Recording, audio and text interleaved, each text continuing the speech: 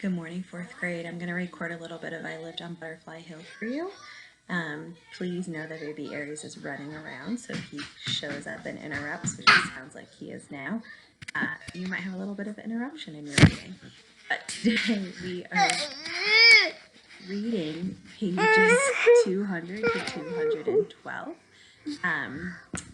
And page 200 starts with chapter Kim's House. On a cloudy Friday in March, when the snow finally has begun to melt and everything is all gray and slushy, I leave early for school so I can walk instead of taking the bus, which tends to make me busy. I enter the coat room, and there I find Kim, slouched in the corner, her head on her knees. She is sobbing without making a sound. Kim? I approach her and put my hand on her head. She looks up, and I know that I shouldn't leave her alone. Kim, I'm coming to your house after school today. Kim nods yes. That is the only word she speaks all day. Kim holds her head down and won't respond to anyone, not even to Miss Rose, who thinks she is ill and sends her to the nurse. I am distracted in school. I worry about Kim and suddenly realize that none of my classmates have ever invited me to their homes. None of the girls have invited me to the pajama parties I always hear them talking about. And Charlie might give me a piece of gum now and then, but he never talks to me at recess and asks if I want to do something after school. I sigh and peek at the clock over the classroom door. 10:30 a.m. The morning drags on and on. Is sadness so heavy it slows down the clocks? Figurative language. Can sadness really slow down the clocks? Nope, but it can make you feel like they do. Kim stays in the nurse's room all day, but when the dismissal bell rings, I run to find her waiting for me outside. She gives me a shy smile and walks towards the road, motioning for me to follow alongside her. We walk in silence. Every time a car speeds around a corner, we jump into the slush and wait for it to pass. Finally, at the end of the road, I see a small grocery store. In its nearly empty parking lot is an old rundown taxi. Its windows are grimy with dust and dirt, but I see a slight figure in the back seat. Then the door opens, and a small woman with hair as black and shiny as onyx and a tired but gentle smile emerges. She reminds me of the jade goddess Kim wears. It is her mother. We get into the taxi, which Kim takes to and from school when the weather is bad. She speaks a few soft words to her mother in Korean. Her mother reaches her hand out for mine. Her palm is rough but warm. She smiles, and her brow furrows in concentration before she speaks. Hello, daughter friend. Hello, my name is Celeste. Pretty. Me, Sajin. Page 202. I like the sound of her name, like something electric. It means jewel. Kim speaks to me again for the first time all day. Jewel of everything, Kim struggles to explain to me. Of land, of sky, of sun, of trees, of people, of stars and black sky, planets far away, especially faraway stars. The whole universe, I ask? Yes. Kim actually smiles a bit. Say Jean, jewel of the universe, my mother. I remember Delphina's nickname for my mother, Joya. My mother is a jewel too, I say, as I reach my hand out to Kim's mother, who takes it in her own hand with a kind but confused look on her face. Kim speaks again to her mother in Korean. It is amazing to hear Kim speak so naturally in her own language, when English is still such an effort for both of us. Jewel of the universe.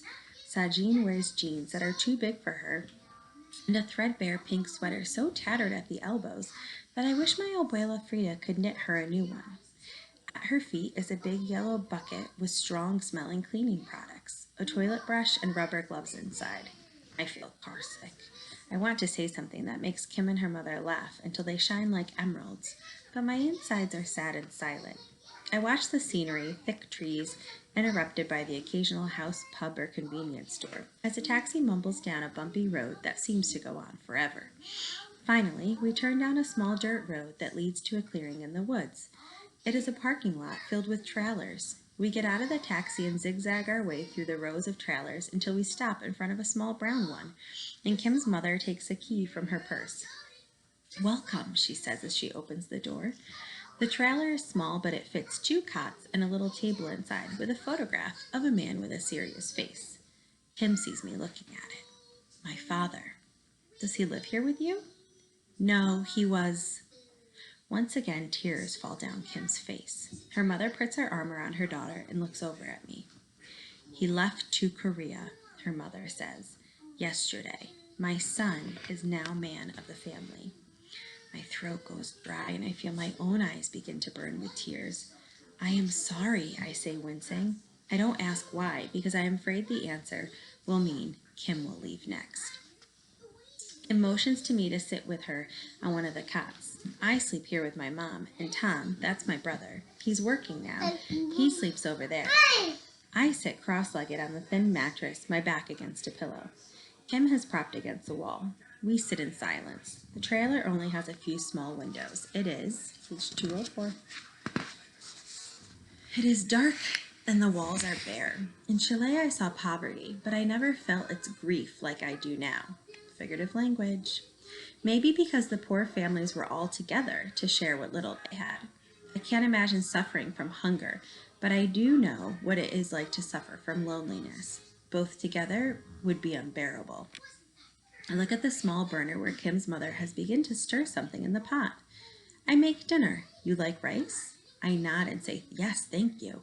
I wonder if Kim always has enough to eat.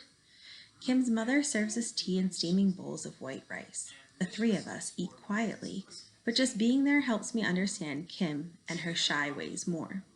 Once we have finished our meal and are sipping our second cups of tea, Kim's mother points out the tiny window. Sky darker, your mother worried. I think of my mother and hiding somewhere at the bottom of the world. Mama, don't worry, I want to call to the southern winds. Kim shakes her head at her mother and says a few quick words. Sejin puts her arm around my shoulders. Oh, your aunt is waiting. Will you come again? Visit my daughter? I reach up and give her a kiss on the cheek. Yes, Senora, thank you. The same taxi brings me home. I watch the darkening sky and the bare branches that line the road for less than half an hour until finally we pull up to my driveway. I walk toward the door where Tia Graziella waits for me in her bathrobe. She takes my face in her hands and kisses my forehead. She doesn't ask any questions. Maybe she sees the reflection of a lonely mother and daughter in my eyes and understands. I climb the stairs to my bedroom and stand in front of the map of Chile before throwing myself onto my bed. Once again, I count the days and anticipate my return until I fall asleep. I dream that I am trapped alone in a trailer in the middle of a snowstorm. Ice has frozen all the doors and windows shut. I can count my way out, I scream and begin. Uno, dos, tres, cuatro, cinco, until a low voice interrupts me. Celeste, how can you number the unknown?